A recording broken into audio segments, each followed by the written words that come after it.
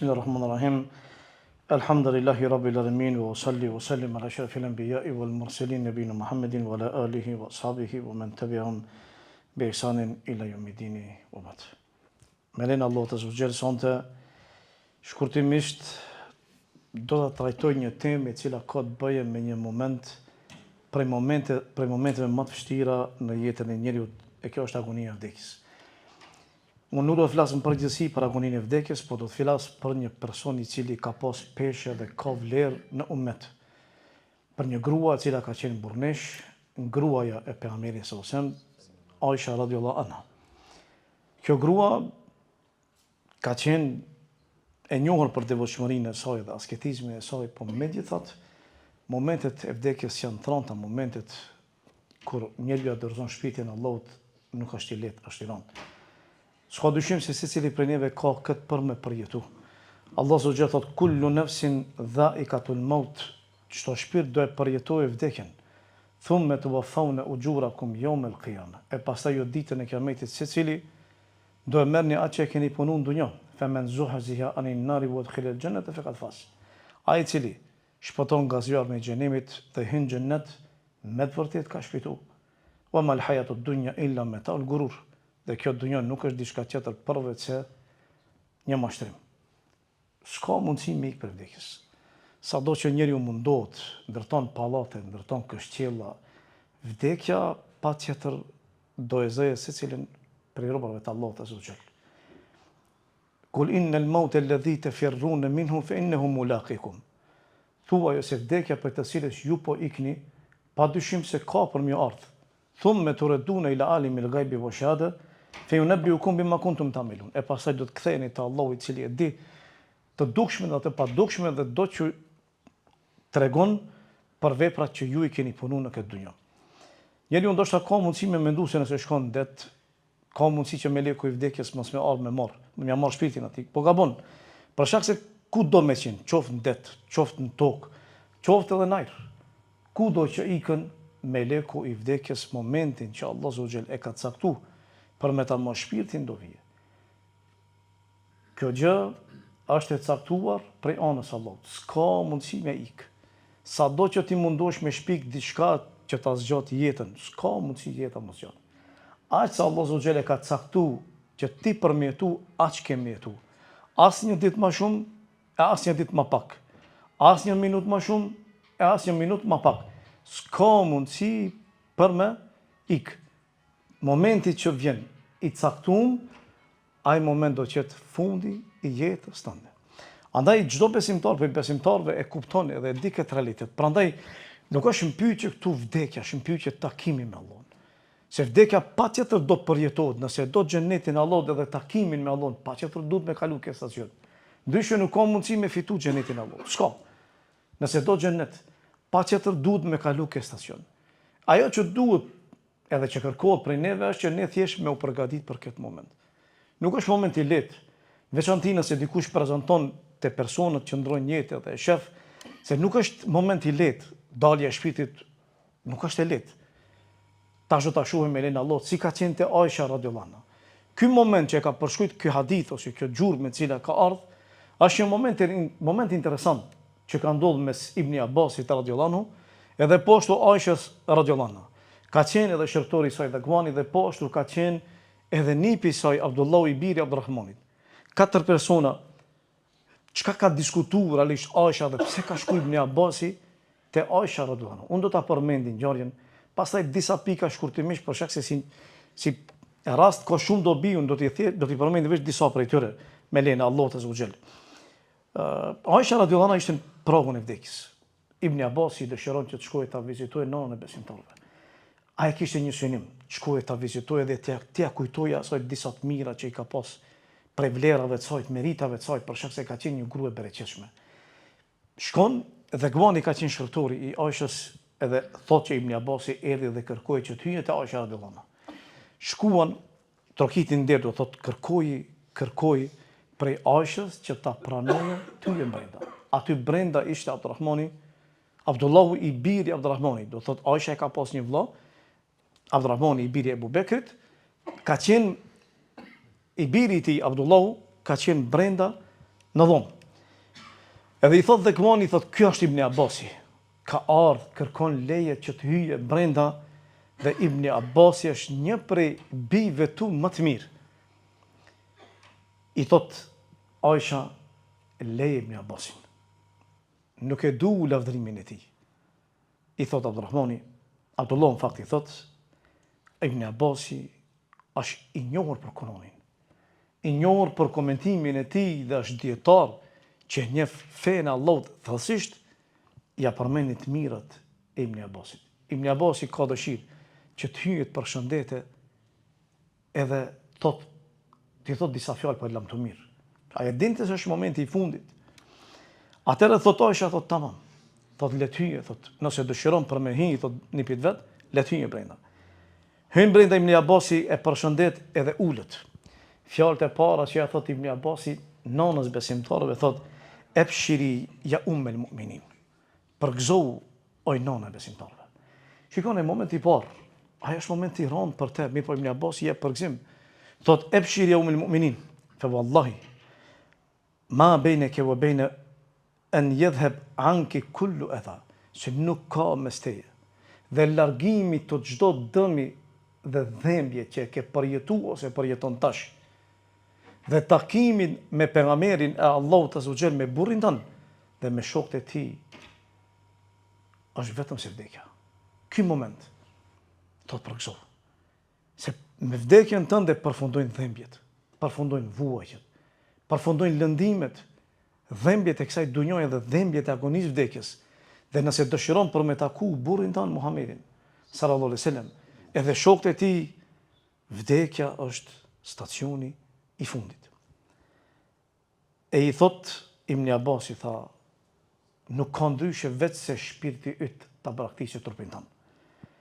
E i thot ajo, tjetër, thot Ibn Abasi, kunti ahabba azwaj nabi. Ti ke qenë gruaja më e dashur e pejgamberit sallallahu alaihi wasallam. Ka pas disa gra, po ti ke qenë më e dashura e tij. Wa lam yakun yuhibbu illa tayyiban. Dhe pejgamberi Allahut kur ka dash diçka, nuk ka dash vetëm se ka dash më të mirën edhe më ndershme. Do thotë që ti je ndershme, edhe ti je më e mirë. E i thot Allahu për ty zbriti pafajësinë, se ti je pafajshme prej 7 qiejve. Dhe libri i Allahut lexohet çdo mëngjes edhe mbrëmje deri ditën e Kiametit. E pafajësia jote është në Kur'an. Dhe e mënyt, edhe se nuk ka shpërmend, po dihet se për ty bëhet fjalë. Lexohet pafajësia jote se ti ke qenë e pastër, e ndershme, e delir deri ditën e Kiametit. Edhe i thot, ty të ka ra Gjerdani, të ka ra në një vend i quajtur Ebwa, është një fshat i njohur historinë islame, është mes Mekës dhe Medinës, ku kanë qenë luftë, betejë për mes së sahabëve, ndërkohë i humb Gjerdani Aishës radhiyallahu anha. Çfarë ndodh? E kërkon Gjerdanin e saj. Pejgamberi Allahut nuk niset prej atje. E kërkojnë tanë natën atë Gjerdan për mia gjet Aishës radhiyallahu anha. Do thotë që e ka dashur shumë. Tanë natën mund dal krejt ushtria me kërku Gjerdanin e një gruaje, do thotë që kjo grua ka pas peshë dhe ka pas vlerë. Ebu Bekri zemrohet, baba i saj. Kur kupton se ka up Gjerdanin edhe për një Gjerdan tanë natën mos me utu, e qorton Aishën. Megjithatë, pejgamberi Allahut azza wa jall ishte ai i cili jepte urdhër, s'kishte mundësi për me lëviz. Krejt ushtria kërkojnë e gjejnë Gjerdanin ku? Devja ku është ul. Në atë vend ka qenë, do thotë Gjerdani i saj. Ka rrotë devja. E gjenë. Çka ka dashur me thonë Ibn Abasi me këtë? Ibn Abasi ka dashur me thonë me këtë se ti me të vërtetë ke pas peshë të një burr i cili ka qenë burri më i mirë në këtë dunjë. E i thot mëngjes kur u zgjuan ushtria islame, edhe burri yt nuk gjetën ujë, edhe pse Abua realisht ka lumin e ka, do thotë, ka detin afër, edhe poshta ka pas ujë, po s'kan pas mundësi me gjet ujë atë. Ta edhe u detyrun për me vepru diçka tjetër. Allahu zbriti ajete. Cilin ajet Allahu zbriti? Fetayem me Musaidën tajyibe. Kur ti do thotë kur nuk keni ujë, atëherë fërkoni fytyrën edhe duar tuaj me dhejtë të pastër. Ajeti që musliman vija lecoj çështjen e marrjes së abdesit, atë çështjen e guslit kur nuk ka ujë. E tha, ky ajet ka zbrit për ty. Ti ke qenë sebeb. Ky lehtësim që i ka ardhur muslimanëve ka qenë shkaku it. Ti je një grua e bereqetshme. E i tha, o Ibn Abbas, ma lër, mos i përmend këto. Tha se pasha Allahun, tha dëshiroj tha që mos t'isha njoh, edhe mos t'kisha qenë askushi, edhe mos t'kisha jetu në këtë dunjë. Dhe me këtë përfundon rasti Ibn Abbasit me nonën e besimtarëve. Pas pak do të normalisht qëndron Aisha jetë. Çfarë dobije mund që nxjerrim nga ky rast? Ky rast është i vogël, edhe pse ka ndodhur disa transmetime rreth kësaj ngjarjes, çdo qoftë këtu sillet, do thotë. Çështja e parë është agonia e vdekjes. Agonia e vdekjes nuk është e lehtë, është e rëndë. Ai i cili e përjeton, ana secili kemi me përjetu.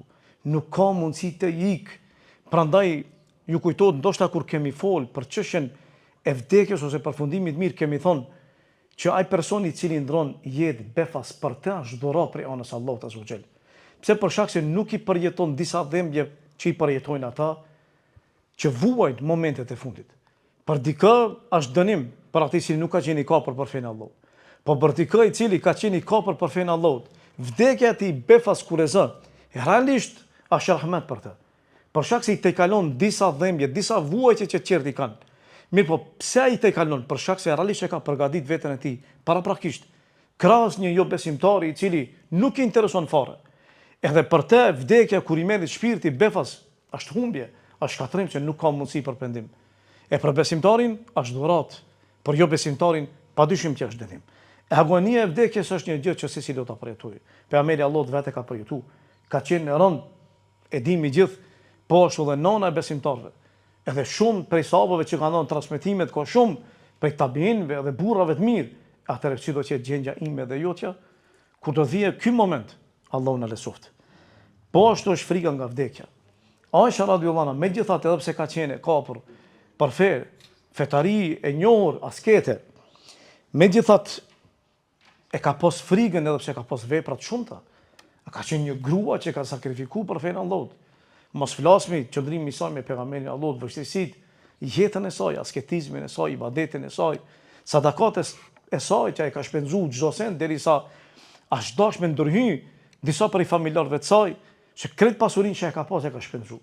Nuk ka dashur më të kurrë për vete. Megjithatë, kjo grua kur ka ardhur fundi i saj, ka pas frikë. Frika e saj ka qenë si do të takojë Allahun. Ne sot sa vepra punojmë? Pak. Shumë pak. Pa ato vepra që i punojmë pikpyetje është a pranon apo jo dhe i prishim me gjunatet tona. E prandaj besimtari duhet me qenë më i mençur që këto momente mos dominojnë ai shpresa në aspektin asaj që ta mashtrojnë veprat e tij sepse ka mundësi që të mashtrohet. E kur mashtrohet, atëherë ka mundësi që të mendojë që ky është për xhenetlive. Pa e ditë këse askush prej neve nuk e di. Por realisht ai duhet me jetu mes frikës edhe me shpresës. Se frika e tepërt e dëmton mundet me pas mendim të keq për Allahun, po edhe shpresa e rreshme e dëmton se ka mundësi me mendu që është më mirë se sa që realisht ka qenë ai. Prandaj dietarët mesin e tyre Ibn Mulaqan rahimullah kur ka fol ka thonë njeriu i mençur duhet patjetër që të ketë frikë për veten e tij, edhe mos i besojë shumë veprave të tij. Jo në atë aspektin asaj që ai çka ka punu, do thotë a ka punu apo jo, apo do t'i pranon apo jo. Është një lloj frike, se vepra realisht kur punohet, a pranohet apo jo, mirë po, jo me pos bindjen e plot që Allahu ta ka pranuar. Se mundet me qenë një prej shkaktarëve qerë, prej anësh, faktor, i cili ndikon që vepra jote mos pranohet. Te Allahu Azza wa Jall. E kjo është më e rënda, prandaj taj duhet me dominu thot frika, edhe normalisht që duhet me nënvlerësua ose me poshtru pak veten e tij. E jo çdo herë me qenë ai i cili thot un kam punu dhe un kam vepru, sepse ka mundësi me ardh deri te vetpëlqimi, edhe pastaj vetpëlqimi padyshim që është i rëndë dhe shkatron. Ibn Abbasi kur hyri fillimisht brenda kërkoi leje. Kjo është tradita islame, kjo është edukata islame. Kur shkon dikun kërkon leje. Padyshim nuk mundesh ti me hy dikundi që nuk e ke as grua ose as mahrem ose as një familjar i ngat që mundesh me hy që të ka dhënë leje paraprakisht, ta ai pa lejen e tij. Jo, Ibn Abbasi shkoi dhe kërkoi leje. Kjo është edukata islame. Troket nder, t'jepet leja, hyn. Nuk t'jepet leja, kthesh. Edhe nëse troket, edhe kërkon leje, nuk ke drejta për me hy derisa nuk qepet leja paraprakisht, për shkak se njeriu ka intimitetin e tij dhe nuk dëshiron dikush që t'ia prishë atij, duhet me pas parasysh këtë gjë. Ajo që na sqaron ky rast nuk është problem nëse dikush prej familjarëve ulet pranë vdekurit, edhe e këshillon, e mëson, ja kujton ahiretin, ja kujton xhennetin, ja kujton xhenimin. Ibn Abbasi nuk ka qenë, do të thotë, ka qenë më i largët me Aishën, por ka qenë nipi i saj, i cili ka qëndru. Edhe është mirë momentet e fundit kur dikush është në ato momente, është mirë me qëndru pranë, jo me lënë vetë. Nuk ka nevojë me u friksu, për shkak se ai nuk ka çfarë të bëjë, as nuk vret, as nuk ta, as nuk pi, mos u frigon. Te ekipote na zakonisht frigon, po des edhe kush nuk rri me ta. Ai më shumë ti ka nevojë me qëndru me ta. Ka nevojë me qëndru, me ia tregu rregullat nëse ka nevojë për namazin e tij ose për abdesin e tij, kështu me radhë. Ka nevojë dikush me qëndru. Kjo është e mirë edhe preferohet. Fjala e Aishës kur tha nuk du me taku Ibn Abbasin, edhe lavdërimin e tij, çfarë pati për qëllim realisht Aisha. Aisha kishte një qëllim, nuk donte Ibn Abbasi ta lavdëroje, sepse ka mundësi lavdërimi dikujt ta prishë zemrën, ta shkatërrojë. Ti e mundu me vite, me punu, me u angazhu, e dikush kur vjen edhe të lavdron, edhe thot që ti ke qenë, dhe ke qenë, dhe ke qenë, ka pak zemra, fillon me punu. E ka mundësi me ty në veçan qef. Ato momente ndoshta kërkohet nëse personi nga njerë ka frikë, ja kujton thjesht Ibn Abbasi nuk ka pas qëllim Aishës mjashti vetën qef, jo.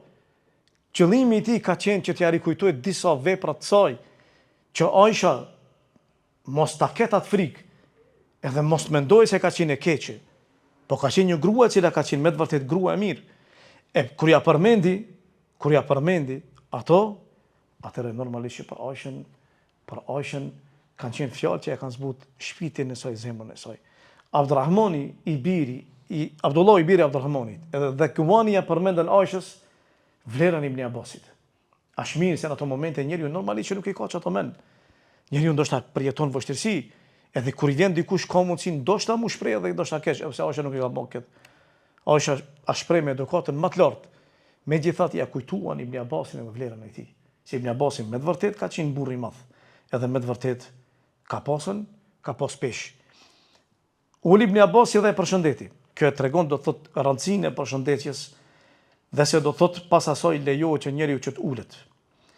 Kur i tha që Ibn Abbasi është i biri yt më i miri, Aisha nuk e ka pasur vlat. Po normalisht që Aisha është nona e besimtarëve. E nona e besimtarëve është rrogun e nonës, nona e besimtarëve. E çdo kush është në këtë aspekt do të thot në raport që e ka pas, është i biri i saj për këtë arsye i ka thonë Dhakwani që Ibn Abbasi është më i miri në mesin e atyre që janë ose në mesin e bive. Dhakwani ka qenë tabiin, edhe poshtu edhe Abdullah i biri Abdurrahmani kanë qenë tabiin. Abdullahu i tha që kjo është lexuesi më i mirë, komentuesi më i mirë i cili e njeh fenë Allah të Zogjel mas miri. Ibn Abbasi kur ul, siç e përmenda, për gëzimin që ja bëri, kjo tregon se njeriu kur shkon te Isomuri e përgëzon, edhe ka nevojë Isomuri për përgëzim, nuk ka nevojë për dëshpërim. Nëse ti shkon edhe i thu të Somurit se ti ke me ndru jetë, çka ndodh me ta? Dëshpërohet. Nëse ti me përgëzu që shpirti i tij që i lumtur edhe zgjerohet gjoksi i tij, ti shkoria ngushton. Ti thun nuk ka shërim. E kam dëgjuar njërin se ka vdek njëri si ti. Këto janë fjalë do thotë dëshirimi i Islamit nuk di kështu. Përkundrazi, Ibn Abbasi e përgëzoi. Edhe fillimi fjalët e tij kanë qenë fjalë që realisht nëse i merrim i deton mirë, kemë pas se çfarë utësie ka përdor Ibn Abbasi për mja gëzu zemrën nonës besimtarëve. Janë fjalë që secili prej neve duhet me mësu kur shkon te Isomur, me përgëzu me diçka që është e mirë, me përgëzu dikë e cila është prag vdekjes për një vepër që e ka punu, një vepër të mirë me qëllim që ai dominojë edhe shpresa, jo vetëm se frika, po që jetojmë mes frikës edhe poshtu mes shpresës. Aisha ato fjalë që i thanë në fund, sikur të kisha qenë unë e harruar, disa prej dietarëve i kanë përmend 5 arsye. Çka ka dashur me thonë Aisha. Kjo fjalë normalisht që i bie unë më mirë mos kisha jetu fare. Pse shkaku i frikës Allahut që kur ti dale përpara çka kam i thonë. Se normalisht kur njeriu e di veten e tij dhe e di se e di gjunoun e tij realisht, Edhe di se përpara kujt na ka më dal dhe kush e merr llogari, edhe pse Allah është ai i cili është më mëshiruesi. Megjithatë njeriu ka frikë. E fjalët e saj janë fjalë sikurse ka dosh me thonë, ma mirë mos kisha jetuar në këtë dunjë. Se kur do dal para Allahut, çka do t'i them unë për veprat e mia, për punën time, edhe gjunat e mia. Disa kanë dosh me thonë që qëllimi i saj ka qenë thjesht mos kisha qenë gjë. Disa kanë dosh me thonë, disa kanë thonë për dietarëve që qëllimi i saj ka qenë sikurse ajo lecka që e kanë përdor gratë përpara për menstruacione, që tash nuk i përdorin, po ajo leckë që e kanë marrë, e kanë përdor për menstruacione, edhe pastaj e kanë marrë, e kanë hedhë, ai nuk ka pas vlerë. Edhe që e kanë marrë, e kanë hedhë dhe mos s'kan dosh me pas punë me ta. Do thot e njëjtë, ashtu do thot në aspekt pa vlerë. Nuk kanë dosh ose në atë aspekt, sikurse më e mira kishte qenë mos e pas qenë gjallë ose të kisha qenë e harruar, mos të më kishte njohur askush në këtë aspekt. Ka qenë do thot fjala e Aishës radhiyallahu anha. Kërkimi i Les Ibn Abbasit që e bëri Aishës radhiyallahu anha tregon se sahabët i kanë vizituar gratë e besimtarëve. Dhe ata kanë hyrë në shtëpitë e tyre, por jo pa leje. Normalisht kanë marrë leje, edhe Ibn Abbasi ka qenë njëri prej tyre dhe tregohet për vlerën e Ibn Abbasit se sa të madhe e ka pas. Fjala e Ibn Abbasit, se ti ke qenë gruaja më e dashur, tregon është argument se pamshëm e ka dashur më shumë ti Aisha radhiyallahu anha. Edhe pse unë mendoj personalisht që ka dashur më shumë ti Hatixhen. Po Hatixha ka qenë e vdekur, e Aisha ka qenë gjallë. Po Aisha ka pas një veçori se ka qenë beqare krahasim me gratë të tjera që i ka pas pejgamberi sallallahu alajhi wasallam. Mirë po e tregon dashurinë që e ka pas pejgamberi Allahut azza wa jall për Aishën. E i ka thonë që pejgamberi Allahut e ka dash vesh të mirën, kjo tregon që Aisha është e mirë. Edhe Aisha ka qenë e ndershme. Edhe ata që e kanë akuzuar nder, e kanë akuzuar padrejtisht. Fjalët e Ibn Abbasit ose para saj, thotë Hisham ibn Ammar e kam dëgjuar Imam Malikun. Ka thonë se ai i cili e shon Ebu Bekrin, edhe i cili e shon Omerin edukohet. Edukohet kurse ai i cili e shon Aishën, ai dënohet. Pse? Për shkak se Allah Azza wa Jall prej 7 kaqijeve ka zbritën ajete për Aishën, që ajo është e pafajshme. Ai i cili e akuzon, e realisht ai nuk i beson fjalëve të Allahut, ai që nuk i beson, kjo është kufër, dhe për Islamit. E prandaj ka thonë Imam Maliku, ai i cili e shon Ebu Bekrin, edhe i cili e shon Omerin, edukohet, qortohet, dënohet, kurse personi i cili e shon Aishën, dënimi i tij dihet se çfarë dënimi është. Krahas Imam Shafiut i cili ka thonë se ai i cili e shon Aishën, edhe ai do thotë edukohet, edhe dënohet do thotë mendim tjetër krahasim me mendimin e Imam Malikut. Normalisht Ibn Abbasi kur i përmendte ato fjalë që i përmendte për Aishën, nuk kanë qenë fjalë koti, kanë qenë fjalë të vërteta që i ka thonë Ibn Abbasi dhe që i ka pas Aisha. Mirë po megjithatë, kjo vlerë që tregohet për Aishën, kjo të kallëzon se çfarë vere ka pas kjo grua realisht. Kjo është një lloj shtyrje për gjithë gratë e besimtarëve. Se si duhet me qenë një grua muslimane. Kur e do një burr, një grua, në atë gratë që e ka dash pejgamberi sallallahu alajhi wasallam, gruan e tij, kjo tregon se kjo grua ka pas merita dhe ka pas vlerë, ka qenë grua tamam për një me.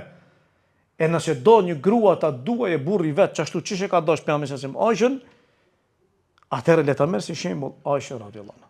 Një grua e pastër, një grua që kur e ka përmendur Ibn Abbasi pafajësinë e saj, edhe ajetet që kanë zbrit do thotë që Aisha ka qenë e pastër, ka qenë e dëlir, ka qenë pa gjuna në ata akuzë që e kanë bë. Ka qenë një grua që nuk ka pas asnjë lloj faj. Po kanë pas faj ata që e kanë akuzuar dhe madje prej tyre disa kanë pas që i kanë besu Allahun e rrit. E kjo e tregon se sa i gutshëm që është njeriu. Khuliqal insanu min ajal. Njeriu është kriju i tillë i gutshëm, prej secilive të tij është i gutshëm. Çka do thotë kjo? Shpeshherë ne dëgjojmë njerëzit të cilët akuzojnë nderin e tyre. Fatkeqësisht, edhe njerëzit menjëherë ngutën edhe i besojnë, pas një lloj argumenti. Islami është i qartë, rregullat janë qarta. Pse ngutesh? Pse ngutesh me i besu dikujt kur thot për dikën që ka rënë zina? Pse? Ku është problemi? Problemi është i ti. Thot puni i besoj, sa do me qenë i besueshëm. Nuk mundesh ti me marrë me akuzu dikën nder. Nderi është i shenjtë. Nderi është i shenjtë. Nuk ka mundësi që nderi të preket. Nëse dikush akuzohet, duhet me pas argument. Pa argument nuk pranohet. Andaj fjalët e disave që ky është kështu, ajo është kështu, i biri i tyre është kopile, kështu me radhë, janë akuza të rënda. Andaj duhet me pas kujdes, njeriu se çka flet edhe çka beson. Fjalët e Ibn Abbasit, edhe po ashtu fjalët e Abdullah ibn Abdurrahmanit, tregojnë që realisht Kurani e ngrit njeriu. Ibn Abbasi ka qenë komentues i njohur i Kuranit. Ajo që ka ngrit peshën Ibn Abbasit, kush ka qenë? Ka qenë libri i Allahut azza wa jall. Kurani. E ka lexuar Kuranin, e ka njohur Kuranin, Kurani e ka ngrit. Allahu me këtë libër ngrit popull dhe me këtë libër ul për buzë popull. Kush kapet për librin e Allahut, Allahu do ta ngrit. Kush e braktisë ana shkalon, Allahu do ta poshtron. Prandaj tha pejgamberi sa që Allahu me këtë Kuran ngrit disa popull, disa qeri për buzën e shmon, nëse ata e braktisin librin e Allahut azza wa jall. Ibn Abbasi i tha nonës besimtarve, oj nona e besimtare. Kjo tregon do thotë që lejohet me i përdor termat e Kuranit ku Allahu azza wa jall i ka etiketu ose ka përmend disa cilësi për disa prej personave, ose do thotë prej atyre të cilët përputhen me ato cilësi. Po ashtu, rastin që e përmenda me Gjerdanin që e ka humbur Aisha radhiyallahu anha, ka qenë një rast interesant ku Aisha e humb Gjerdanin e saj në vendin e Buwa. E Buwa është mes Mekës dhe mes Medinës, siç e përmenda edhe më herët. Normalisht që nuk ka qenë lehtë, e ka kërkuar Gjerdan dhe vendi ka qenë interesant se këtu ka ndruar jetë nona pejgamberi sa. Këtë vend e Buwa. Këtu pejgamberi sa ka pas kujtime. Edhe është vend historik. Aisha kur e humb thash kretu shërje e kërkojnë. Pejgamberi sa ishte aty. Ebu Bekri zemrot, pap. Shpeshherë ka pasur raste ku Ebu Bekri është zemruar me bijën e vet. Në veçanti kur e ka dëgjuar duke diskutuar çështje xhelozisë. Çështje normale se pejgamberi ka qenë njëri sikur se tjerë. Edhe kur ka diskutuar me gruan e tij, nganjëherë ka pasur gratë kanë ngrit zërin e kështu me radhë. E ka pasur rast ku Aisha ka diskutuar me njërin prej grave e ka një Ebu Bekri. Kur e ka dëgjuar Ebu Bekri ka thonë pritëm me shef mas namazit që ka me të bëj. Bija vet. Normal. Bija vet. Ka thonë kujt për me sasem, për ngrit zonin. Ku zon shpinë për se me ngrit zonin. Skuzon. Me që thatë kjo është normale, kjo është njerëzore. E tha kthie Ebu Bekri mas namazit e kanë folë me Yasin me për me sasem. E ka bo rezil. Bijen e vet.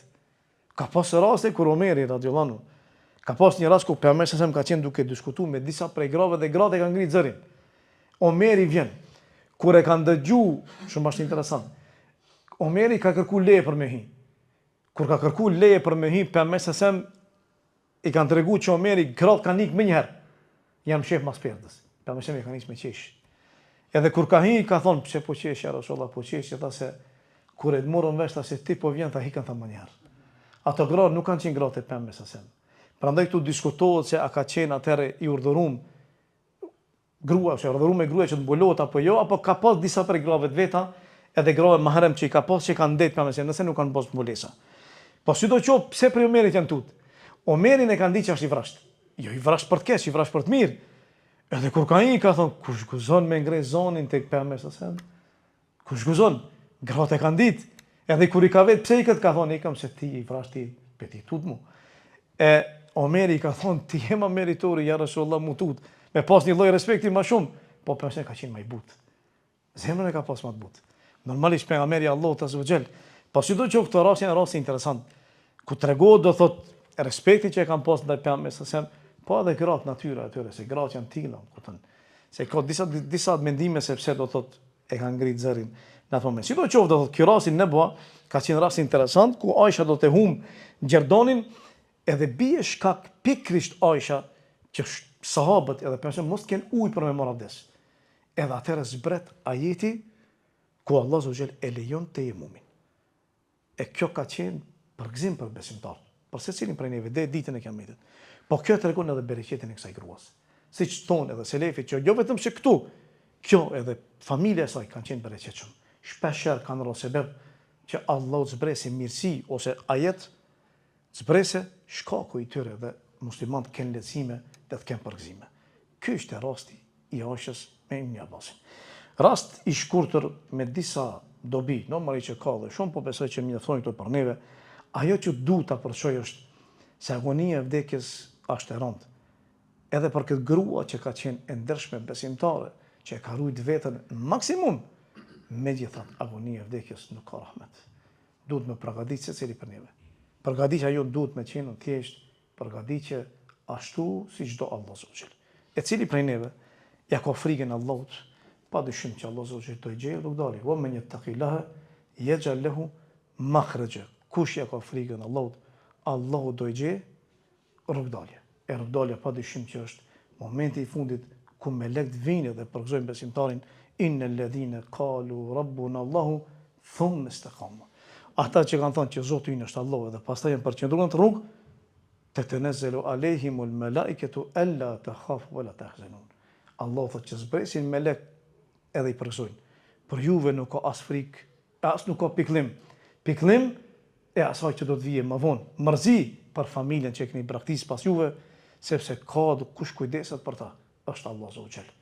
Andaj ju na mbetet thjesht ta kemi mendjen te Allahu, te ahireti dhe te këto momente që me të vërtet nuk ban dobi as pasuria, as fëmia, po ban dobi vetëm se zemra pastërtia. E lutë Allahun zogjel që Allah na mëshiron dhe lutë Allahun që të na fal.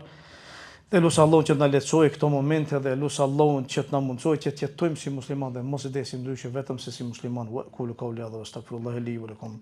Alhamdulillahi rabbil alamin.